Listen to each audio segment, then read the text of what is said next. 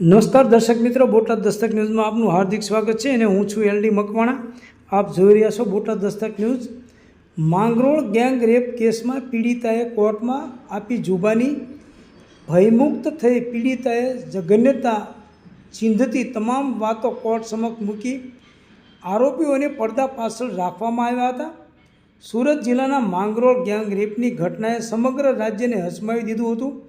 નવરાત્રિ દરમિયાન બનેલી આ દુઃખદ ઘટનામાં પીડિતાએ કોર્ટમાં પોતાનો ભયમુક્ત સ્વર રેખાંકિત કર્યો અને આરોપીઓ સામે પોતાની સાથે બનેલી ઘટના વિશે વાત કરી.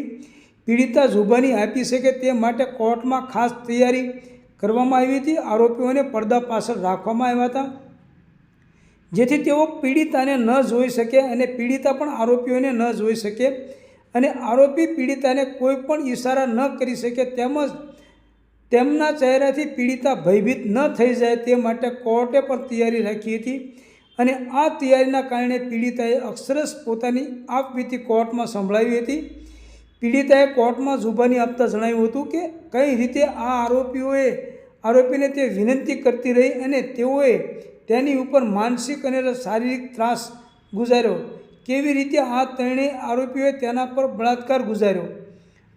પીડિતાએ જણાવ્યું હતું કે આ આરોપીઓની સામે આજીજી કરી રહી હતી. તેને પોતાનું માનવ જીવન બચાવવા યાચન કર્યું હતું પરંતુ તેઓએ કોઈ દયા કરી નહીં. પીડિતાની વાતોએ કોર્ટમાં હાજર તમામ લોકોના મનને હચમચાવી દીધા. એડિશનલ સેશન જજ પરમાર સાહેબની કોર્ટમાં પીડિતાએ પોતાની જાત પર થયેલા અપરાધનો એક અક્ષરશ સ્પષ્ટપણે રજૂ કર્યો.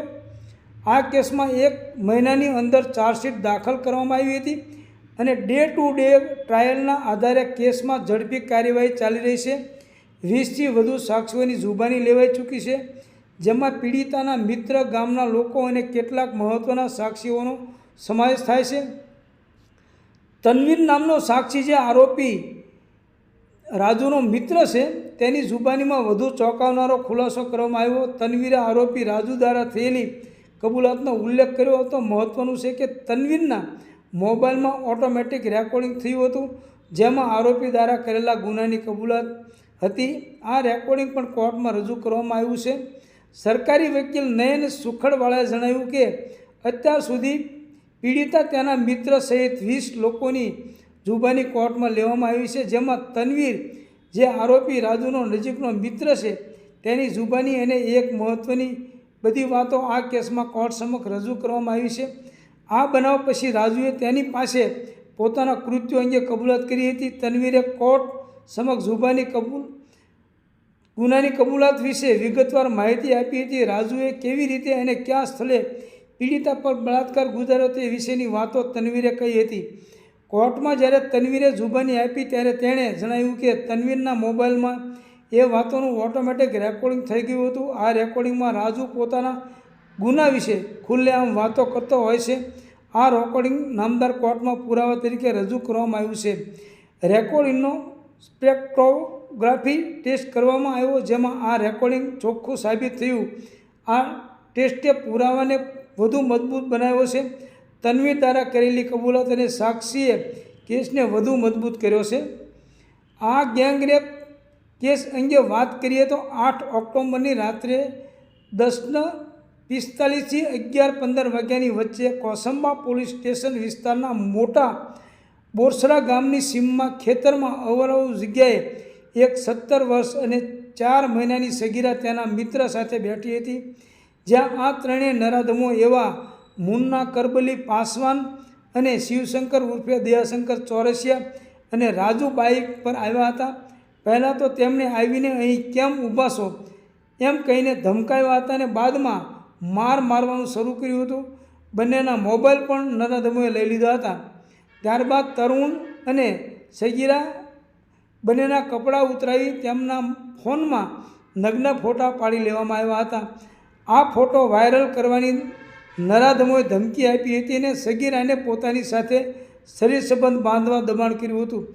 જોકે જે તે સમયે તરુણ અને સગીરા બંને નરાધમોને વશ થયા નહોતા અને ત્યાંથી ભાગવાનો પ્રયત્ન કર્યો હતો. ત્યારે સગીરા પડી જતાં આરોપીઓએ તેને પકડી લીધી હતી અને શેરડીના ખેતરમાં લઈ જઈ ગેંગરેપ કર્યો હતો.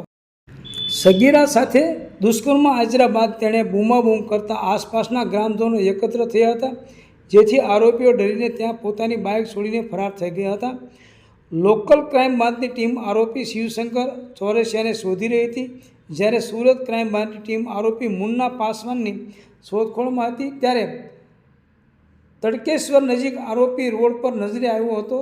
મુન્ના પોલીસને થાપ આપીને નાસી રહ્યો હતો, જેથી તેણે રોકવા માટે જે તે સંજોગોમાં અધિકારીઓ ફાયરિંગ કર્યું હતું. જોકે તે સમયે તેને ઈજા થઈ નહોતી. જ્યારે ક્રાઇમ બ્રાન્ચના પીઆઈ જીતેન્દ્ર ગોસ્વામીએ તેની ઉપર ફાયરિંગ કર્યું ત્યારે તે બચવા માટે ભાગી રહ્યો હતો, પરંતુ 5 ફૂટ દૂર ગોળી મિસ ફાયર થઈ ગઈ હતી, જેથી તે બચી ગયો હતો અને ફાયરિંગ બાદ પણ તે ભાગી રહ્યો હતો. જોકે થોડો દૂર જઈને તે રસ્તા પર બેસી ગયો અને પોતાને ગિરફ્તાર કરવા માટે કીધું હતું. હાથ જોડીને આજીજી કરવા લાગ્યો હતો. રામ સજીવન ગુજરાત સહિત રાજસ્થાનના 8 ગુનામાં વોન્ટેડ આરોપી છે. ઘટનાના 15 દિવસ પહેલાં તે રાજસ્થાન કોર્ટમાંથી જામીન મેળવીને સુરત આવ્યો હતો. ચોરીના ગુનામાં તેની ધરપકડ કરવામાં આવી હતી. આ ત્રણેય આરોપીઓ એકબીજાને ઓળખતા હતા. રાજસ્થાનથી સુરત આવીને તે મુન્ના અને શિવશંકર સાથે રહેવા લાગ્યો હતો. સૌજન્ય દિવ્યા ભાસ્કર, બોટાદ દસ્તક ન્યૂઝ, LD મકવાણા, બોટાદ.